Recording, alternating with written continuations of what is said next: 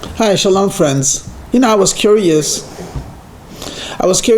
So I Googled what was the most expensive movie shoot in Hollywood.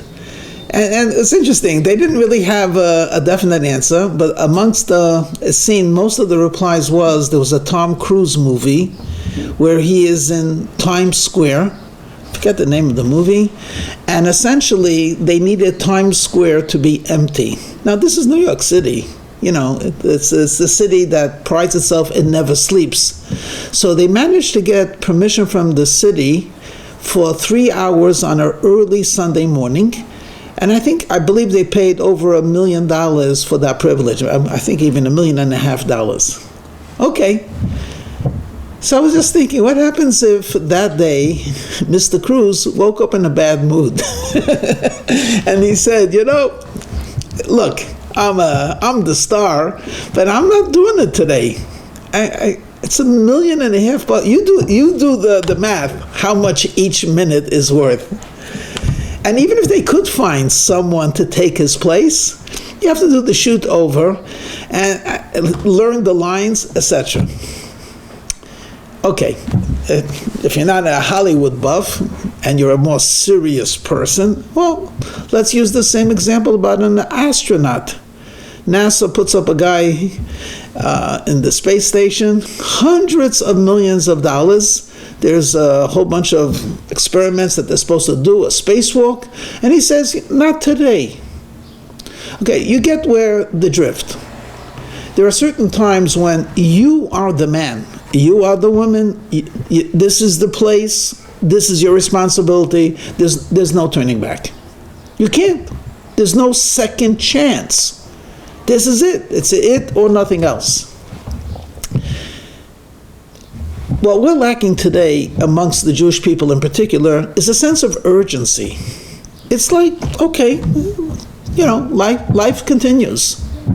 We forget we are in a situation where the Mashiach is waiting to appear, and our sacred teachers have told us it's up to us. And there's no postponing it. We can't say, he should have come 100 years ago, though perhaps he should have.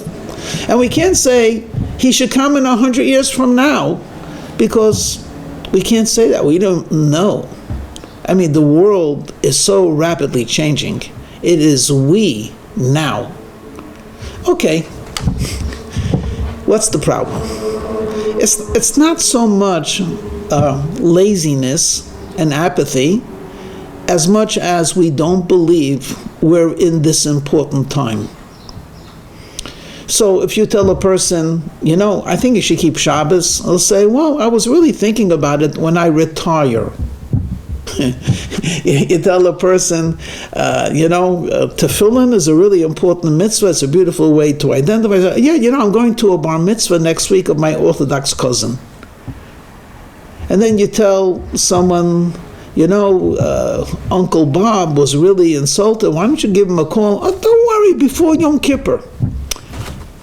You can't postpone. We need it now.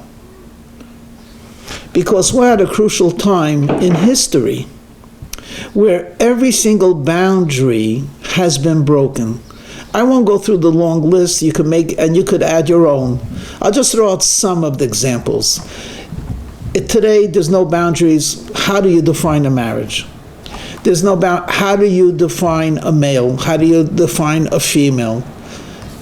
Do children owe anything to their parents? Should we respect people in government? I mean, every seemingly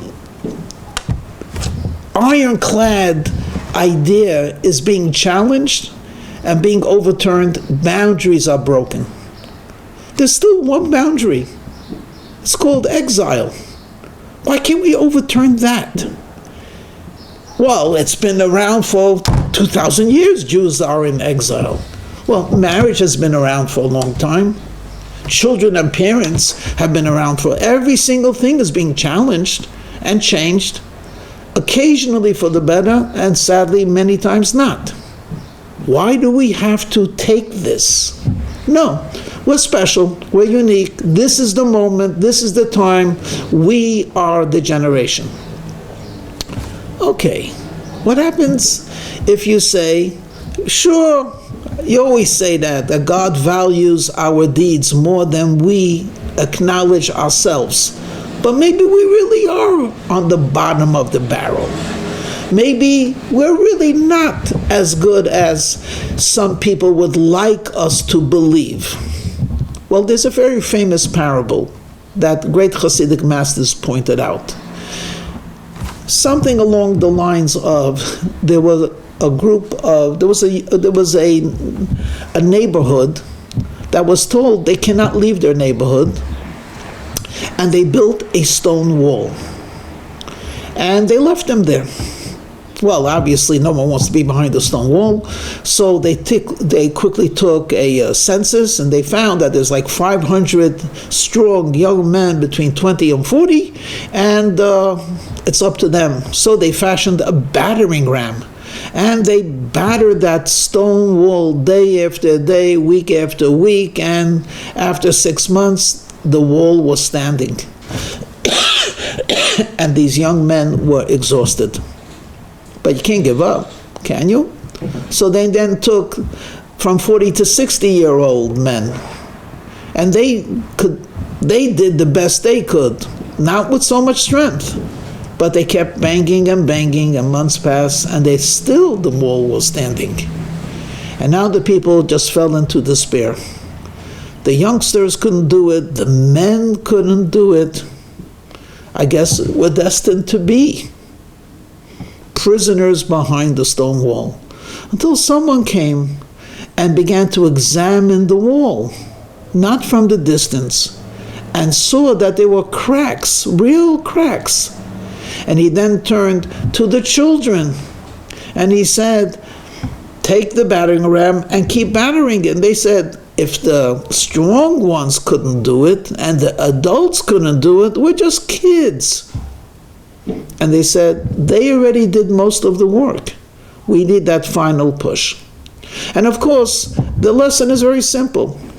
We have generations and generations and generations of goodness that was created by our grandparents, great-grandparents, and before them as well. And we're still in exile. But the cracks are not microscopic anymore. The cracks are glaring. You could see the cracks of civilization. The wall can fall, and it could lead into a much better world, a much more refined world, a messianic world. Why are we giving up? So this is what we got to do. Put on tefillin today, keep this week Shabbos, make amends now, give a lot of charity, study a lot of Torah, and most of all, be confident and be optimistic that when Passover comes this year, we'll be able to celebrate it in Israel with the righteous Messiah himself. Amen.